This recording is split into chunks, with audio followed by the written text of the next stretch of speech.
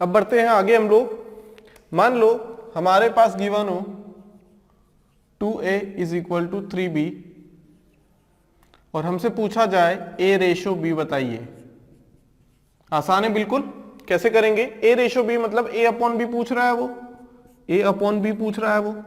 a upon b हमने निकाला यहां से 3:2, तो a रेशो b क्या हो जाएगा हमारा 3:2। इतनी बात समझ में आती है? ये तो दो के केस में तो हमारे लिए करेक्ट हो जाएगा क्योंकि यहाँ पे a और b अननोन है, दोनों का रेशो गिवन है, तो यहां से हम लोगों ने निकाला a अपॉन b पूछा है तो a अपॉन b हमने निकाल के रख दिया। लेकिन क्या होगा अगर हमसे पूछा जाए ज्यादा नंबर्स के लिए, मान लो c भी इंक्लूड है उस चीज में। कैसे? मान लो 2a is equal to 3b बराबर 5c और हमसे ये पूछ लिया जाए कि अब हमें बताइए a ratio b ratio c क्या रहने वाला है। ठीक है, क्या रहने वाला है। अब करना कैसे? बेसिक तरीके से अगर जाएं तो 2a बराबर 3b बराबर 5c। इतनी बात क्लियर है? इसे हमें मान लेना है k कांस्टेंट, तीनों इक्वल है तो हमने मान लिया इनकी वैल्यू क्या है, k है। हमने a की वैल्यू निकाली k/2, हमने b की भी वैल्यू निकाली जो कि आई k/3, हमने c की वैल्यू निकाली कितनी आई k/5, कितनी आई k/5। अब a ratio b ratio c पूछा है हमसे, हमने बोला k/2 k/3। ये क्या है? ये a है, ये b है और ये c है।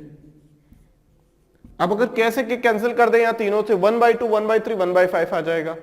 लेकिन रेशियो में हमें लेना है तो हम लोग क्या करेंगे, डिनोमिनेटर को हटाने की कोशिश करेंगे। अब वो डिनोमिनेटर हटेगा कैसे? एक ऐसे नंबर का मल्टीप्लाई कर दे, क्योंकि हमने सीखा है कि अगर हम किसी भी रेशियो में मल्टीप्लीकेशन कर देंगे एंटीसीडेंट में और वही नंबर का मल्टीप्लीकेशन कर देंगे कॉन्सिक्वेंट में तो रेशियो चेंज नहीं होता है। मान लो हमारे पास क्या है रेशियो, मान लेते हैं रेशियो है 2 3 और 6। मान लो 2 का मल्टीप्लाई किया तो ये हो जाएगा, फिर से 2 से कैंसिल कर दो, मल्टीप्लाई किया ना, यहाँ पे मल्टीप्लाई बाय 2 किया है तो क्या रेशियो चेंज आएगा क्या? यहां से मल्टीप्लाई कर दिया तो देखो वही चीज आ रही है। इसका मतलब कि अगर मल्टीप्लाई कर दे हम रेशियो में, अब ये डिनोमिनेटर में है तो भी क्या ये चीज गलत हो जाएगी क्या? नहीं, ये चीज तो करेक्ट है ना, हमेशा के लिए करेक्ट है ये चीज। तो अब होगा क्या, यहां से कोई ऐसा नंबर ढूंढना पड़ेगा जिसका मल्टीप्लिकेशन करने पे डिनोमिनेटर क्या हो जाए, खत्म हो जाए। मतलब एक ऐसा नंबर ढूंढना पड़ेगा जो 2 3 और 5 तीनों से क्या हो, डिविजिबल हो। इसका मतलब कि ऐसा कौन सा नंबर हो सकता है? वो हो सकता है एलसीएम। इसका मतलब क्या है कि अगर हम तीनों में एलसीएम का मल्टीप्लाई कर दें, तीनों में एलसीएम का मल्टीप्लाई कर दें तो हमारे पास रिक्वायर्ड वैल्यू आ जाएगी। तो हमने क्या किया, एलसीएम निकाला 2 3 और 5 का, कितना आ जाएगा ये, सॉरी 30 आ जाएगा। ये सबसे बड़ा नंबर या उसका मल्टीपल होता है 5, इससे नहीं होगा, 10 भी नहीं होगा, तो कितना होगा ये 30 होगा। कुछ भी मान लो, यहां पे अगर हम गलती से 60 भी ले लेते तो भी गलत आंसर नहीं आता, क्योंकि हम ऐसा नंबर का मल्टीप्लाई कर रहे हैं जो कि तीनों में कर रहे हैं। तीनों में जब किसी भी नंबर का मल्टीप्लिकेशन होगा तो रेशियो चेंज नहीं होगा। अब हमने गलती से 60 कर दिया उसे तो भी क्या होगा, जब 30 एलसीएम है तो 60 भी क्या होगा, उसका मल्टीपल तो होगा, तो वो आंसर दे देगा। हमें देख लेते हैं अभी वो भी करके। अब 30 का मल्टीप्लाई कर दिया, कैसे के कैंसिल हो गया, 30 का मल्टीप्लाई किया तो ये आ जाएगा 15, 30 का मल्टीप्लाई ये 10 आ जाएगा और ये आ जाएगा 6। बात समझ में आ गई? अब देखो ये सिंपलेस्ट फॉर्म है 15:10:6। लेकिन अगर बाई चांस हमने गलती से क्या कर लिया, गलती से मान लो 60 भी ले लिया, 60 का मल्टीप्लाई कर दो, कोई दिक्कत नहीं है। 60 का मल्टीप्लाई कर देंगे तो ये आ जाएगा 60k/2, यहां 60 का मल्टीप्लाई कर देंगे तो ये आ जाएगा 60k/3, यहां 60 का मल्टीप्लाई कर देंगे तो 60k/15। कैंसिल कर दो, ये आ जाएगा 30k, ये आ जाएगा 20k और ये आ जाएगा 4k। बात समझ में आ गई? फिर 2 से डिवाइड कर सकते हैं इसे, तो ये आ जाएगा 15k, ये आ जाएगा 10k और ये आ जाएगा 2k। आंसर में कुछ चेंज आया क्या? यहाँ पे आंसर में कुछ चेंज नहीं आया हम लोगों के पास। बात समझ में आ गई? a/b/c है, 60 मान लिया मान लो हमने, तो ये 30 आ जाएगा, ये 20 आ जाएगा, ये 4 आ जाएगा। फिर 2 से डिवाइड किया तो ये 15 10 और ये आ जाएगा 2।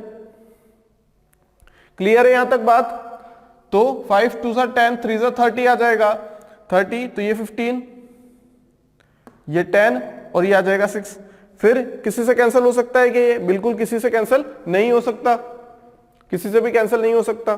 तो यहां पे आंसर कितना आ जाएगा? देखो हमारा ये 15, यहां पे क्या हम लोगों के पास 5 है, तो ये आ जाएगा 12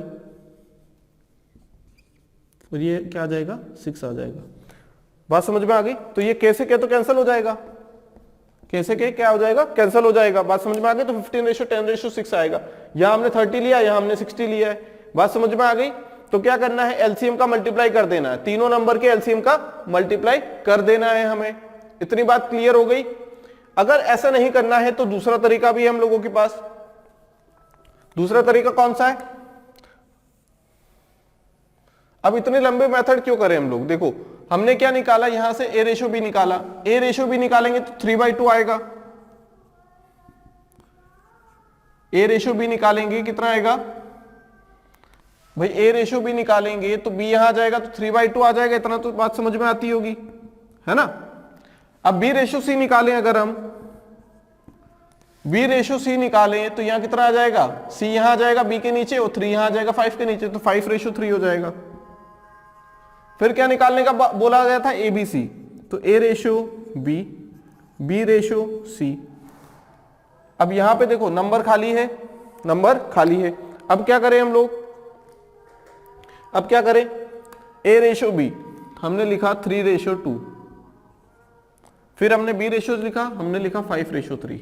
जगह खाली है, 2 लिख दो, यहां 5 लिख दो। कितना आ जाएगा ये? 15, 10 और 6। 15, 10 और 6। ऐसा नहीं करना है तो यहां से भी कर सकते हैं, बिल्कुल अपनी अपनी चॉइस है। देखो यहां से करना चाहे तो यहां से कर सकते हैं, यहां से करना चाहे तो यहां से, क्योंकि यहां से भी ए रेशो भी निकल जाएगा, क्योंकि ये बराबर इन दोनों को ले लो, फिर इन दोनों को ले लो। यहां से करेंगे तो भी हमारे लिए क्या इतनी जल्दी आंसर आ जाएगा, एलसीएम लेने की जरूरत नहीं है। बात समझ में आ गई? यहां हमने एलसीएम नहीं लिया, डायरेक्ट मल्टीप्लाई किया और डायरेक्ट सिंपलेस्ट रेशियो आ गया है। क्लियर है इतनी बात? तो हम लोग यहां से भी कर सकते हैं उस चीज को, और यहां से करेंगे तो हमारे लिए बेटर रहेगा, क्योंकि डायरेक्टली हमें क्लियरली पता लग जाता है कि जब ए रेशियो बी करेंगे तो बी यहां ले आओ, 2 यहां ले आओ, ए रेशियो बी आ जाएगा। बी रेशियो सी करना है तो सी यहां ले आओ, 3 यहां ले आओ, तो 5:3 हो जाएगा। इतनी बात क्लियर है? और देखते हैं बेस्ट तरीका क्या है। देखो डायरेक्टली अगर हम दिमाग लगा सकते हैं तो सबसे पहला काम करेंगे, इस टाइप से अगर लिखा हुआ इक्वेशन दिखेगा हमें तो हम लोग क्या करेंगे? देखो हमने देखा यहां पे लिखा हुआ है 2, यहां लिखा हुआ है 2, यहां है 3, यहां है 15। सिर्फ इतना देखो और 2, 3 और 5 का एलसीएम निकाल लो। 2, 3 और 5 का क्या करो? एलसीएम निकालो। अब इतना तो कर ही सकते हैं हम लोग डायरेक्टली, है ना? 2, 3 और 5 का एलसीएम हो जाएगा 30। अब 30 से 30 को डिवाइड करो 2 से, 30 को डिवाइड करो 2 से कितना आएगा? 15। 30 को डिवाइड करो 3 से कितना आएगा? 10। 30 को डिवाइड करो 5 से कितना आएगा? 6। डायरेक्ट इतना सब कुछ करने की जरूरत नहीं, ये तो हमने पहली बार किया तो समझा हमने। एक तरीका, एक मेथड ये भी समझी हमने, क्योंकि हम पहले क्वेश्चन यहां से भी करते आ रहे हैं, हालांकि दिया इस टाइप से तो हम लोग यहां से भी कर सकते हैं इस टाइप के क्वेश्चन को। क्लियर है बात? अब दूसरा तरीका हमने देखा कि k मान लो या फिर 1 मान लो, कुछ भी कर सकते हैं, क्योंकि क्वेश्चन जब आएगा तो या तो हम लोग k मानेंगे उस चीज को, या x मान लेंगे, या फिर यूनिट की वैल्यू निकालेंगे, एक यूनिट की वैल्यू। हमने यहाँ k यूनिट की वैल्यू निकाली, k की वैल्यू निकाल के यहाँ पुट कर देंगे कंडीशन में। अब हो क्या रहा है यहाँ पे? डायरेक्टली अगर हमें करना है तो हम लोग क्या करेंगे? एलसीएम निकालो और एलसीएम को डिवाइड करना है इन नंबर से, और जो आएगा वो a के नीचे लिख देना है। बात समझ में आ गई? इसी टाइप से हमें क्या करना है? सॉल्व करना है।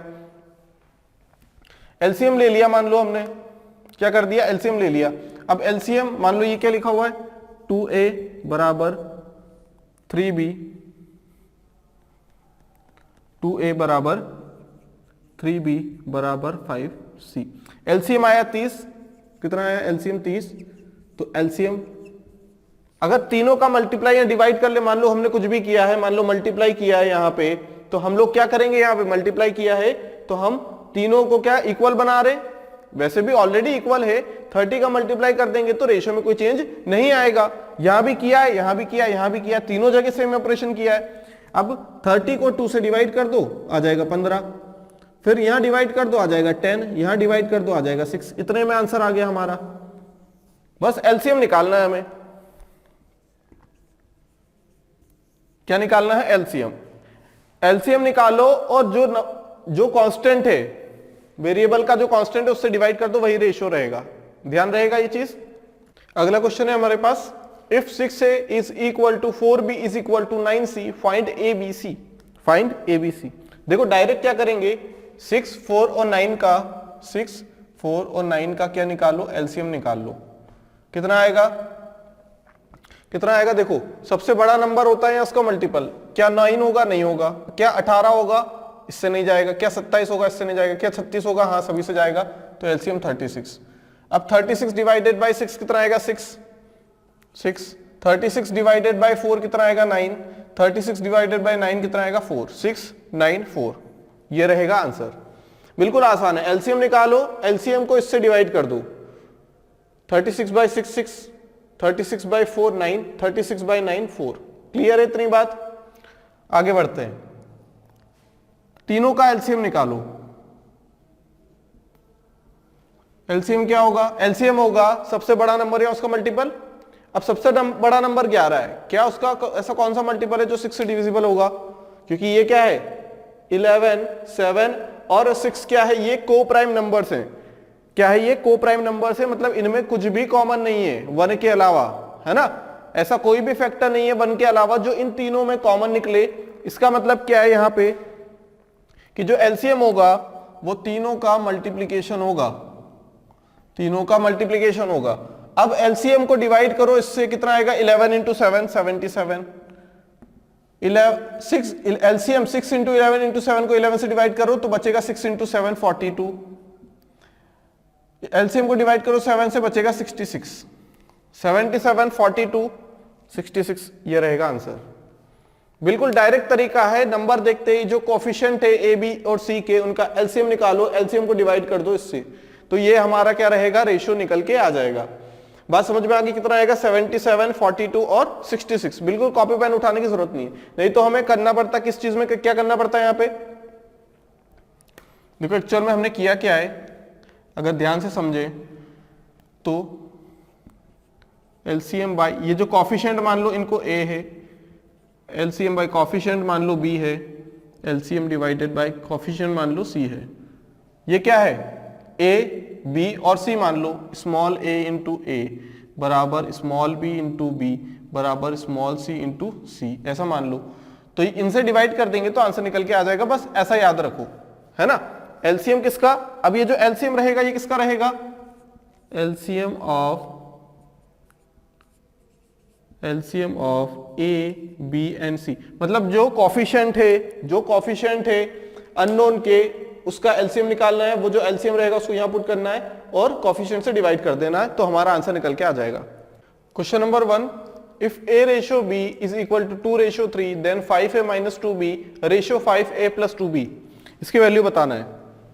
अब देखो करना कैसे, हमें मान लेना है कि a की वैल्यू 2 है और b की वैल्यू 3 है, पुट कर देंगे तो आंसर निकल के आ जाएगा। देखो 5 इंटू ए की वैल्यू कितनी है 2 माइनस 2 इंटू 3, रेशियो मतलब डिवाइड, 5 मल्टीप्लाई बाय कितना हो जाएगा ये 2 प्लस 2 इंटू 3, कितना आ जाएगा ये 5 2 ज़ा 10, क्या आ जाएगा 5 2 ज़ा 10, या फिर ऐसे करें, देखो 2 कॉमन निकल के आ रहा है, 2 से 2 कैंसिल कर दो, 5 माइनस 3 2 और 5 प्लस 3 8, कितना आ जाएगा 1:4, 1:4 आ जाएगा। अब ऐसा हम क्यों कर पाए, क्योंकि देखो एक्चुअल में a अपॉन b का मतलब है 2:3, हो सकता है ये, देखो रेशियो है इसका मतलब ये नहीं कि ये एग्जैक्ट वैल्यू है, ये हो सकता है 4/3 भी हो सकता है ये 6/9 भी हो, तो हमने मान लिया कि ये है 2x/3x, है ना, तो वो एक्चुअल वैल्यू दे देगा हमें। x की वैल्यू जो कॉमन होगा, मतलब जो HCF होगा वो कैंसिल हो रहा होगा, तो हमने मल्टीप्लाई कर दिया x का,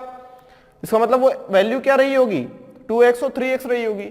अब a की वैल्यू 2x मान ली हमने, ऐसा करने पे a की वैल्यू 2x एक्चुअल में हो गई है, एक्चुअल में हो गई है, वो तो यहां पे क्या था कॉमन था तो कैंसल आउट हो पा रही है, तो वो हमारे लिए बहुत अच्छी चीज है। देखो यहां पे 5 इंटू ए मतलब 2x माइनस 2 इंटू बी मतलब 3x divided by 5 into 2x plus 2 into 3x। अब देखो पहले 2 कैंसल हो रहा था, अब 2 के साथ x भी कैंसल हो रहा है, ये ठीक है, 2 के साथ क्या कैंसल हो रहा है, x भी कैंसल आउट हो रहा है, ये 2 भी और ये x भी कैंसल हो रहा है। फिर कितना बचा हमारे पास, 2/8 बचेगा और ये आ जाएगा 1/4। बात समझ में आ गई? तो इसलिए हम लोग a को 2 और b को 3 मान पा रहे। अगर यहां से कैंसिल नहीं हो सकता था तो हमें क्या करना पड़ता है, x, ठीक है। कोई और कंडीशन दी होती उसके लिए भी हम लोग देखेंगे, आगे क्वेश्चन करेंगे तब। तो यह आंसर कितना आएगा, 1:4। मतलब जो वैल्यू दी गई हो उसे हमें मान लेना है। इस केस में अगर कोई और कंडीशन नहीं गिवन है, सिर्फ ये कंडीशन गिवन है, तो हमें मानना है a की वैल्यू 1 है, b की वैल्यू 3 है और c की वैल्यू 5 है। रख देंगे फॉर्मूले में, जो रिक्वायर्ड आंसर है उसमें 1 माइनस b की वैल्यू है 3 प्लस 2 इंटू c की वैल्यू है 5 divided by 3 times of a plus b plus c, 5 6 7 8 9, 4 plus 10 14, ये आ जाएगा 11 और ये आ जाएगा 27। आसान है बिल्कुल, जो वैल्यू दी गई हो उसी को डायरेक्ट पुट कर देना है तो हमें आंसर मिल जाएगा। अगर सिर्फ एक ही कंडीशन दी गई हो तो यहां से हम लोगों को पता लग पा रहा है कि यहां पे देखो कैंसल आउट हो सकती है वो चीज, इसलिए हम लोग ऐसा कर रहे हैं, ठीक है। यहां पे हमने 1 3 और 5 रख दिया एबीसी की वैल्यू, तो आंसर निकल के आ गया हमारा। क्लियर है इतनी बात? अगर यहां b प्लस सी होता तो क्या करते, तो भी हम लोग रख सकते थे, तो भी हम लोग क्या कर सकते थे, रख सकते थे, क्योंकि यहां पे क्या होगा कि ये किसमें है, ये एडिशन में है, तो x कॉमन निकल के कैंसल आउट हो रहा है। तो यहां x का मल्टीप्लाई करे या ना करे एक ही बात है, क्योंकि कैंसल आउट तो होना है, हमने यहां देखा अभी।